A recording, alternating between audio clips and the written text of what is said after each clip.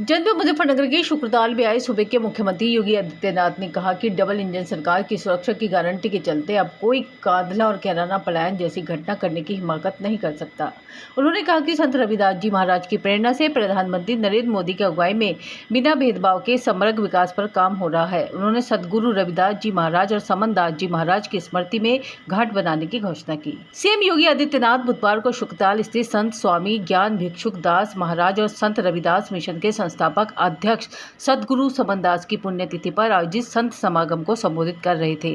CM ने स्वामी समनदास की समाधि पर पुष्प अर्पित करने के साथ आश्रम के मुख्य द्वार का लोकार्पण किया। उन्होंने साधु संतों को नमन करते हुए कहा कि सदगुरु रविदास जी महाराज ने अपनी कर्म साधना से जो प्रेरणा दी है, आज भी संपूर्ण देशवासियों के लिए मार्गदर्शन का कार्य कर रही है। उन्होंने सामाजिक आडंबर और कुरीतियों के प्रति समाज को जागरूक कर रही उनकी आध्यात्मिक चेतना को जागृत किया। आज़ादी से पहले देश गुलामी की जंजीरों में जकड़ा हुआ था। विदेशी आक्रांताओं द्वारा भारतीय संस्कृति को रोंदा जा रहा था। उस समय सदगुरु रविदास जी महाराज ने समाज को नई प्रेरणा देने का काम किया। मन चंगा तो कटौती में गंगा के मंत्र को चरितार्थ करते हुए कर्म पर विश्वास और बराबरी का संदेश दिया गया। सदगुरु रविदास जी महाराज की दिव्य वाणी को प्रधानमंत्री नरेंद्र मोदी गरीब अन्न कल्याण योजना के तहत 81 करोड़ लोगों को कोरोना काल से अन्न वितरित कर पूरा कर रहे हैं। काशी में सदगुरु रविदास महाराज के आश्रम को भव्य रूप देने के साथ सैकड़ों गज भूमि में सुंदर पार्क और विशाल प्रतिमा लगाने का काम पूरा हुआ। संतों ने एकता और समाज को जोड़ने की राह दिखाई। डबल इंजन की सरकार उस पर अमल करते हुए हर किसी को सुरक्षा की गारंटी दे रही है। यही वजह है कि पूर्व की सरकार में हुई कांधला और कैराना पलायन जैसी घटना करने की अब कोई हिमाकत नहीं कर पाता। शुक्रतीर्थ सनातन धर्म का पौराणिक तीर्थ है। सनातन धर्म से पुराना इतिहास किसी मजहब का नहीं है। सीएम योगी आदित्यनाथ ने कहा, जल्द ही सदगुरु रविदास जी महाराज और संत समनदास जी महाराज की स्मृति में घाट बनाने के साथ आश्रम जाने वाली सड़कों का चौड़ीकरण किया जाएगा, ताकि देश भर से आने वाले लाखों यात्रियों को किसी तरह की दिक्कत का सामना न करना पड़े।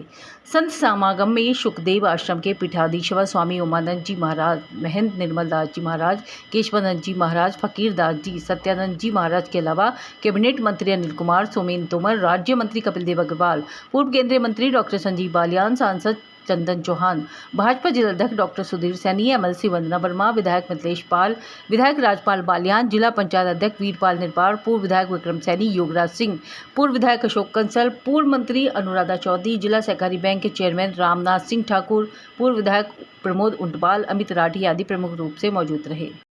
जब हम पूज्य संतों की परंपरा की बात करते हैं तो मध्यकाल में जब देश गुलामी की बेड़ियों से जकड़ा हुआ था, विदेशी आक्रांताओं के द्वारा भारत की धर्म और संस्कृति को रौंदा जा रहा था, उस कालखंड में ज्योति की एक पुंज के रूप में सदगुरु रविदास जी महाराज का आविर्भाव होता है।